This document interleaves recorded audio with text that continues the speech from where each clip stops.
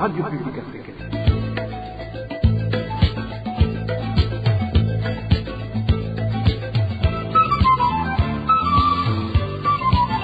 Radio Publique Africaine.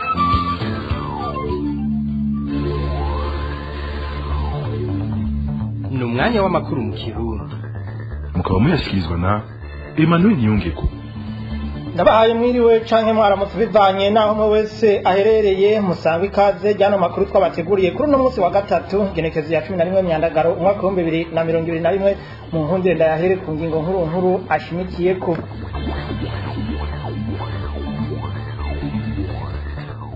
mu bijyanye n'agateka kazina muntu imiryango y'abanywanyi b'umugambwe senere batatu bahagaritse kuri uyu wa mbere uheze muri komine Kayokwe intara ya Mwaro basaba kumenyeshwa ico ababo boba bariko barazira. Mu ntara ya Kayanza naho havugwa abantu barenga 10 bo ku mitumba 2 bafungiwe mu gasho k'igipolisi c'iyo ntara kuva mu ntango z'iyindwi, muri bo harimo abaheruka guhunguka.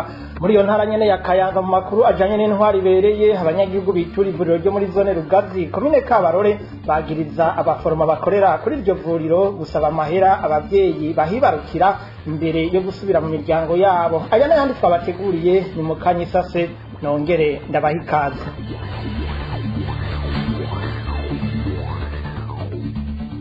Ano makuru tuyahari mu bijanye n'agateka kazina muntu narimeje kubabwira mu ngingo nkuru imiryango y'abanywanyi batatu b'umugambwe senere bo muri komine Kayokwe intara ya Mwaro isaba kumenyeshwa iyo ababo bapfungiwe. Abo banywanyi batatu ba senere bahagaritswe n'abakozi biperereza ku munsi wa mbere w'iyindwi, ariko kugeza ubu nta wuzi iyo bari n'icatumye bahagarikwa. Inkuru ya Eric Niyonzima. Abo banywanyi batatu b'umugambwe senere bo muri komine Kayokwe bahagaritswe n'abakozi biperereza ku munsi wa mbere igenekezo rya 9 Nyandagaro uyu mwaka. Nindagijimana Lazare umukuru w'umugambwe senere muri iyo komine yafatiwe hamwe na Manirakiza Mark, bose bakaba bakorera ku shiri shingiro Romantimba. Uwa gatatu nuzwi ku izina rya Butoyi we wakaba yafatiwe mu gisagara ca Gitega nk'uko isoko rya Juri bimenyesha. Ayo makuru nyene yemeza ko bamaze gufatwa uko ari batatu atawuzi yo baciye bajanwa gufungirwa. Naho biruko utunga urutoke n'abanyagihugu mu ifatwa ry'abo banywanyi batatu bo mugambwe nimbonera kuri yitwa Nduwimana Augustin batazira tama kuko ari we yari katwara imodoka iperereza yabajanye. Mu gihe haheze iminsi 3 atawuzi irengero ryabo, imiryango yabo ifise amakenga ku mutekano wabo. Narirya hari haheze igihe kitari gito abanywanyi b'imigambwe itavuga rumwe n'uri ku butegetsi batotezwa n'imbonera kure zo muri iyo komine ya Kayokwe zibagiriza gukorana n'imigwi y'abagwanyi hamwe no gutanga amakuru ku maradiyo akorera hanze y'igihugu. Iyo miryango igasaba abajeje intwaro muri komine Kayokwe kubamenyesha imvo yatumye bahagarikwa bakanabereka aho bafungiwe. Nitwashoboye kuronka Hatungimana Honore musitanteri wa komine Kayokwe kugira agire icyo abivuzeko. Urakoze Eric Niyonzima. Tuve Mwaro tuje mu ntara ya Kayanza mu makuru ajanye n'agateka kazina muntu nyene abantu 13 bo ku mitumba ya Kibenga na Munini muri komine Gatara bafungiwe muri komisariya y'igipolisi muri iyo ntara ya Kayanza kuva ku munsi wa mbere w'indwi turimo. Babiri muri bo baheruka guhunguka bava mu gihugu ca Uganda bagirizwa ko boba arabarwanyi. Emile Nibasumba.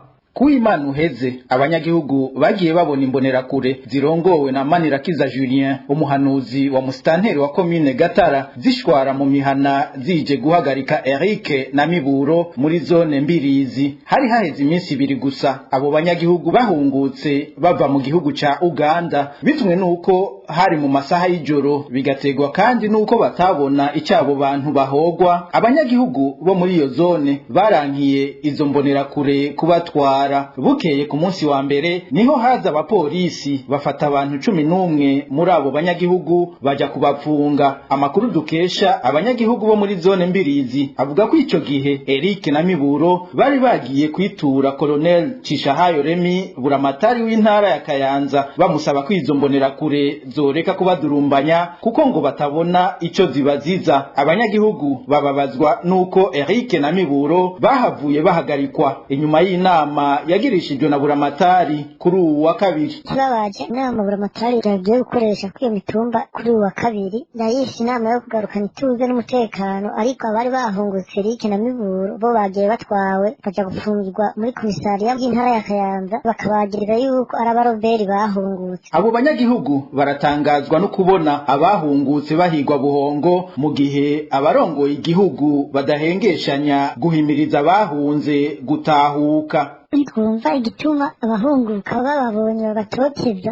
kandi bama bariko baravuga ngo bahunguke umugore baguma bivuga imiryango ikabahamagara ariko bashika bagaturubirwa bagashikira mu bwoba bagashika bahigwa buhongo umengo abanyagihugu nk'abandi bantu ico kibazo rero bobwira impamvu n'ababa babahamagaye kugira ngo babate mu mbuto canke bavuge yuko guhunguka cahindutse icaha. Igihe twamuhamagara buramatari w'intara ya Kayanza Colonel Cishahayo Remi yatubwiye ko Eric na Miburo bari bahejeje kurekugwa.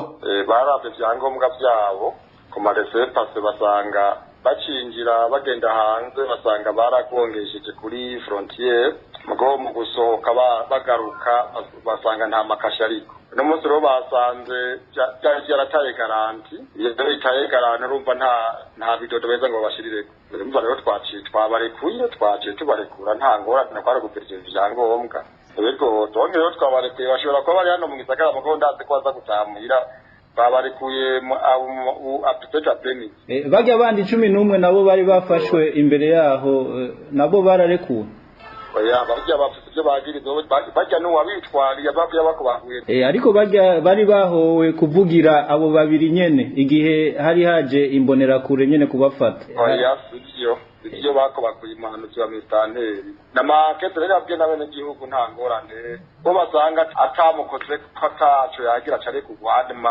uwakirwa nawe ni ubutungane n'ibintu bisanzwe. Uwo muhanuzi wa commune Gatara buramatara avuga ko yakubaguwe n'uwitwa Manirakiza Julien abanyagihugu bamwagiriza ko yama yabatoteje afadikanije n'imbonera kure abo banyagihugu bo muri commune Gatara mu ntara ya Kayanza bagasaba ko agatotezo gakorerwa babo bahunguka ko hagarara ngo nimba leta ikeneye koko kw'impunzi zitahuka. Emile Nibasumba tugume ngaho nyene mu ntara ya Kayanza tuvuga ibijanye na mustanteri wa commune Rango yagirizwa n'abanyagihugu arongoye kuvuguruza umushikiranganje w'intwaro yo hagati mu gihugu umutekano n'iterambere rusangi aho yategetse abajejwe intwaro kutivanga mu by'ubutungane ku munsi wa mbere w'indwi warongoye commune Rango yafunze umunyagihugu yari yaraye yejejwe n'ubutungane ni nkuru tubaza Elvis niyo mwongere babaho ku bwa Deusi niwe mustanteri wa commune Rango yagirizwa kurenga ku mabwirizo y'abamukurira abanyagihugu muri iyo commune bamenyesha ko uwo mustanteri amaze kumva umunyagihugu yitwa Nimubona Innocent yarekuwe kuri uyu w'Imana ishavu ryaranize imbongo nuko adategera ingene ubutungane butamugishije inama imbere yo kumurekura kuko isoko ryacu mu Irango ribivuga sentare yabonye ko yaringanije utacaki mwagira iramurekura nyamara n'urupapuro rw'umurekuye ubwo rero kuba yarekuwe uwo mustanteri atabizi ngo bivuze ko acarekugwa bategeza kumufunga kandi bamusubije mu gasho ntage makati nyene ivyo biri ko mugiye kuwa 29 mu Kakaro umushikiranganje w'intwaro hagati mu gihugu umutekano n'iterambere ry'amakomine Jebenda kugarika yari yagabishije abajejwe intwaro kutivanga mu by'ubutungane mu gisata cy'ubutungane intwaro turaza aho duhera naho tugeze ntimwinjire mu by'ubutungane hari ibintu biriko biratera induru muri justice amakete mwanditse muvuga ngo muri ko mushira mu ngira amategeko twabahaye nta mategeko ave mushikiranganje hagati mu gihugu azasubira ubutungane intwaro turaza aho duhera turaza naho tugeze ibiri mu butungane biri mu butungane icyo ufasha wewe nk'ujejwe intwaro uwo mwene igihugu uramuha umuco mugabo ntimuze gufata ngo muje gusubira ubutungane ntibikunda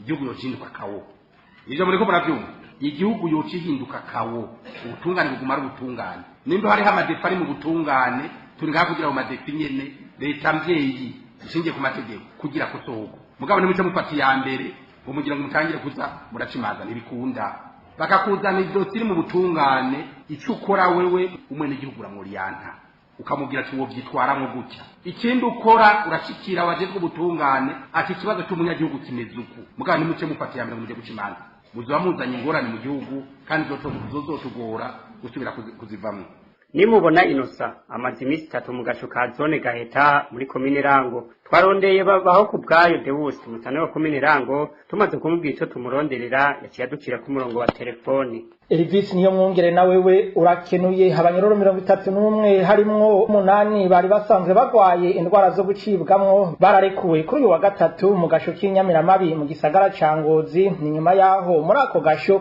havuzwe umurengera w'abanyororo mbere bamaze n'igihe kitari gito bataranumvirizwa bamwe mu baharanira agateka k'abanyororo bavuga ko mu bagisi basigaye muri ako gasho k'inyamiramabi hari abagiye kurungikwa mu ibohero rikuru ry'abagabo n'abagore aho Ingozi. Mwomenya ko muri ako gasho k'imetero 4 kuri 3 gushika kuri uyu wa kabiri harimo abanyororo 126, muri bo harimo abagore 24, abana 4 bonka hamwe na 5 batarakwiza imyaka yo gupfungwa. Nayo ibyaha bagirizwa abenshi n'ubusuma hamwe n'amatati yo mu miryango. Iyi muri ko murumviriza ni radio RPA ijwi ry'abanyagihugu. Mu kanya tubandaniriza no makuru mu gisata c'amagara y'abantu. RPA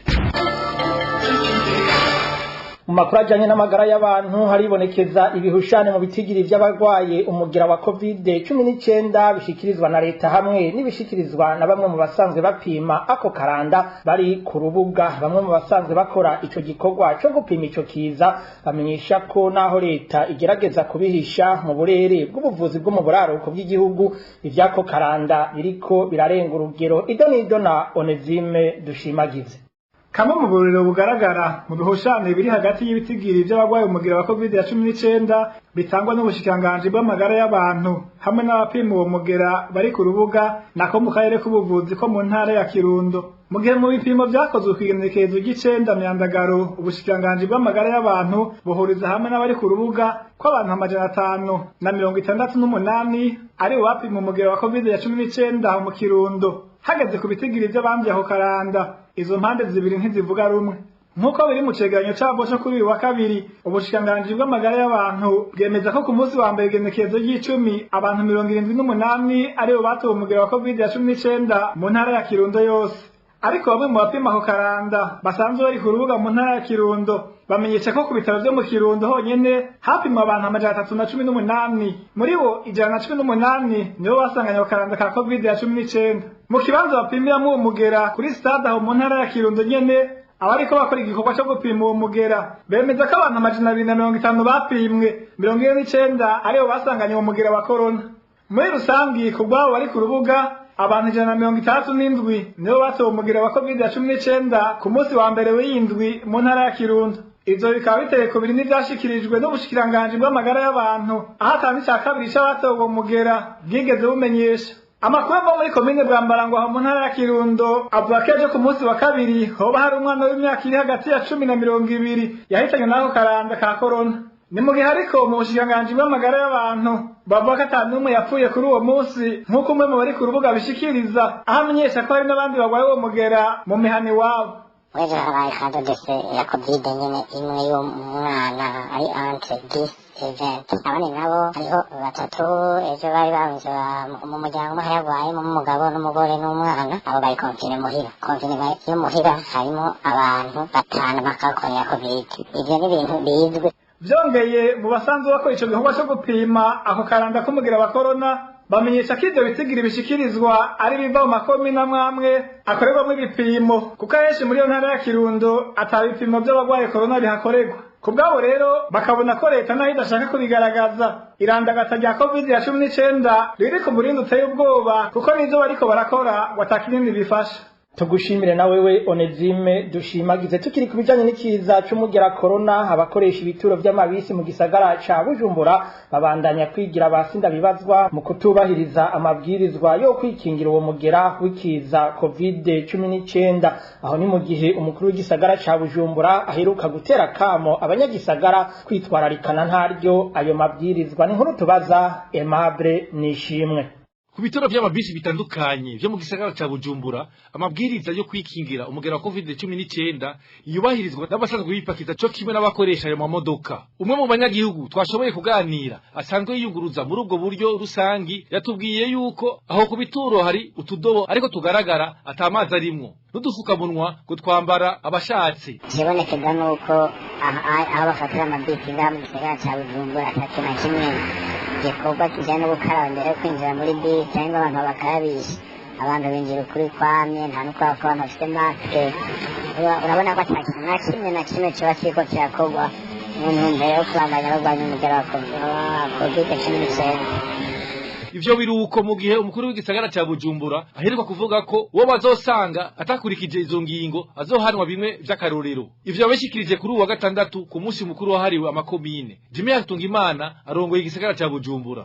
Igipolisi kizodufasha uwo wese atazoba afise akadobo imbere ya shope yiwe cyangwa boutique imbere y'urupango rwiwe n'isabuni, uyo muntu tuzomutangisha amafaranga menshi arengeye anayo umuntu azoza kwivuza. kandi ivyo rero ndabivuze ishimikiye cyane gose ko na mu amabisi kurira muri bisi utegereza ko bakaravye yeni bisi azoba afise ako kantu kugira ngo abantu bongere ivyo bakoze bikuru umucafu. iyo ngingo tutegereza kuyishimikira cyane gose kugira ngo abenegihugu tubakingire.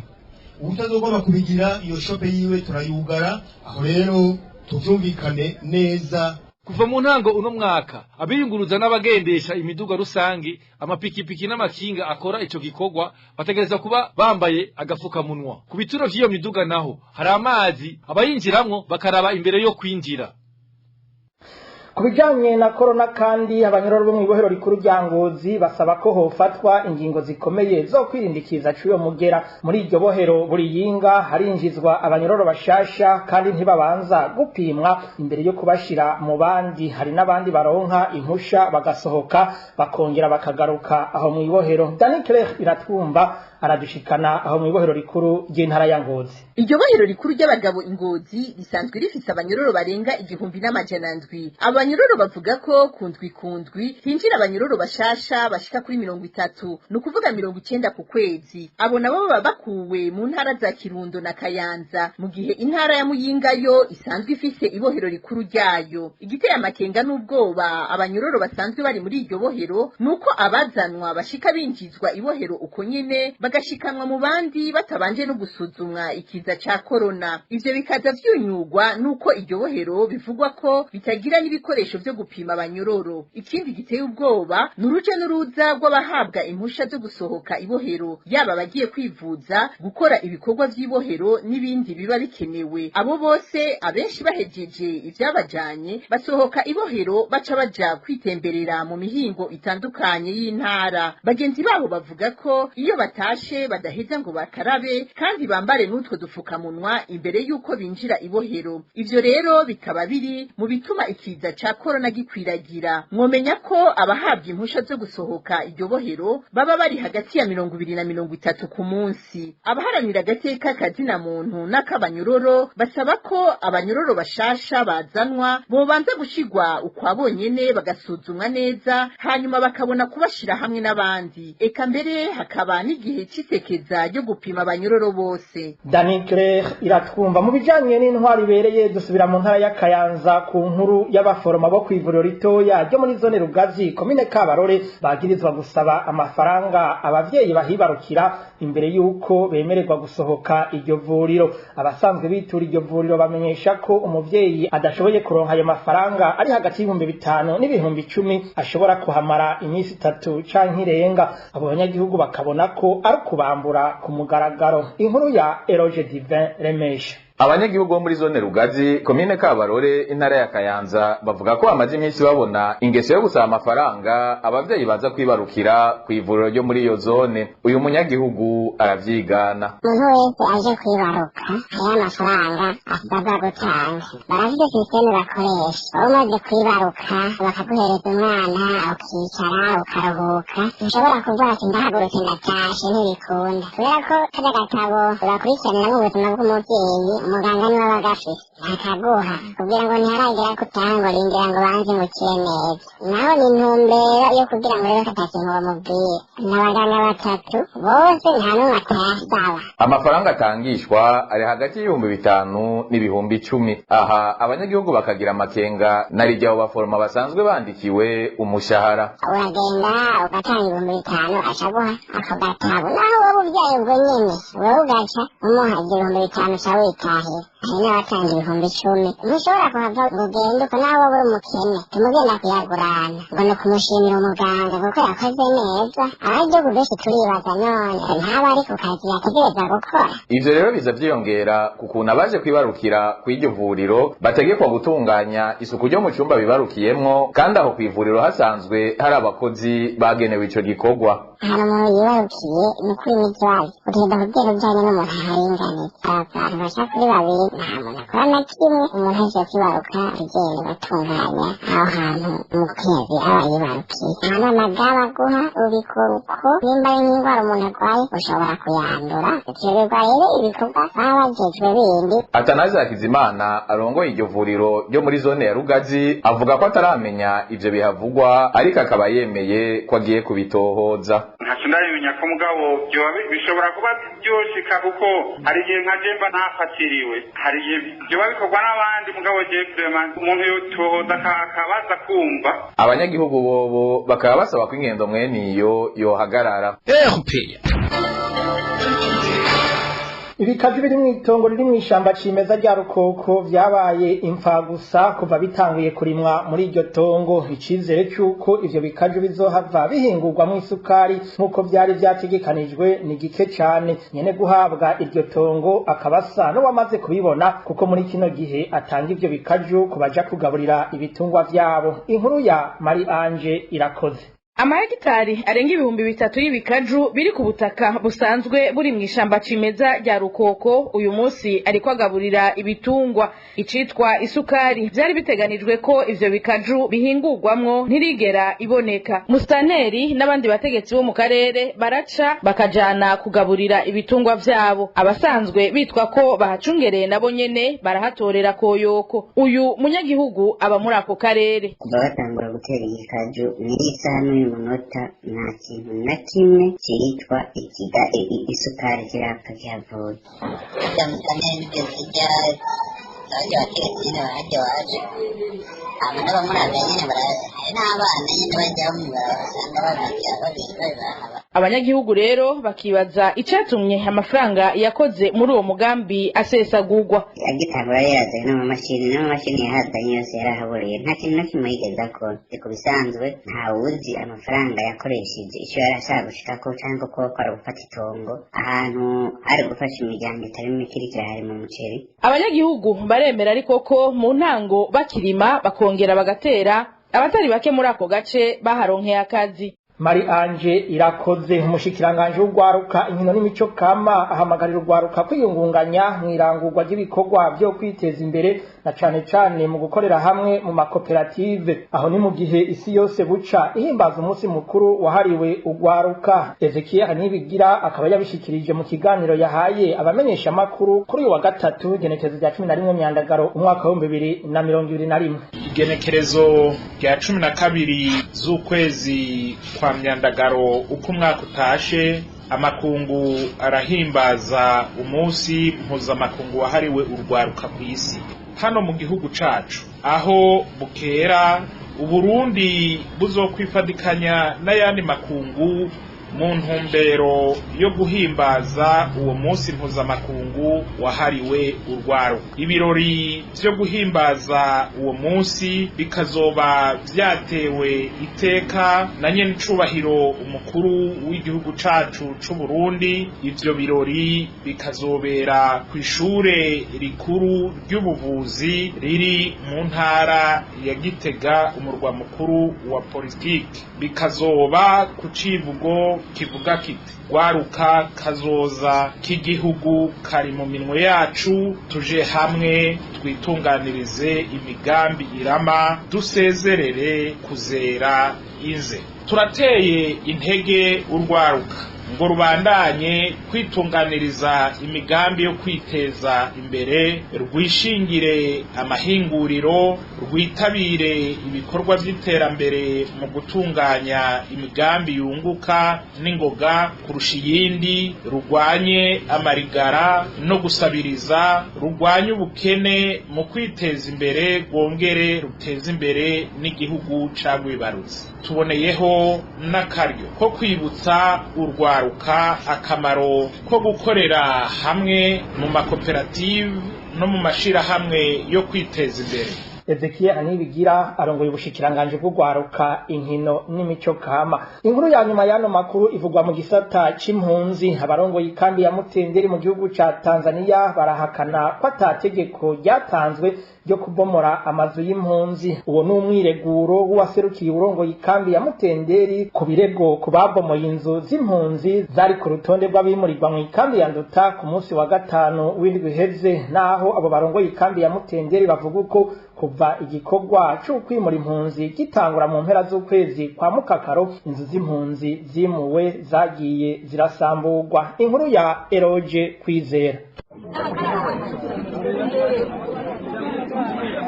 Hari inyuma ya saa sita kuri wa kabiri aho amakamyo yagarukana imizigo y'impunzi mu ikambi ya Mutenderi iri mu gihugu ca Tanzania. Iyo mizigo yari yatwawe mu ikambi y'impunzi ya Nduta ku munsi wa kane uheze. Beneyo nabo bategerezwa kwimurwa ku munsi wa gatanu. Intumwa yari yarungitswe n'umukuru ikambi ya Mutenderi yahejeje kubwira impunzi uko umwe wese ashobora gushikira umuzigo wiwe, yaciye agaruka ku kibazo ca bamwe muri izo mpunzi bavuga ko amazu yabo yabomowe ku itegeko ry'abarongoye ikambi. Ibyo iyo ntumwa yahakanye yivuye inyuma. Kutokana kwamba wakati watu wanapata huko moromwe na nimero rimwe izo bafise yo yafundiwe cyane yasabuwe ibiro byo kwa makazi ati tubanye. Ariko rero impunzi ntizahengeshanije gutera ibyatsi ayo majambo y'intumwa y'umukuru w'ikambi ya Mutenderi.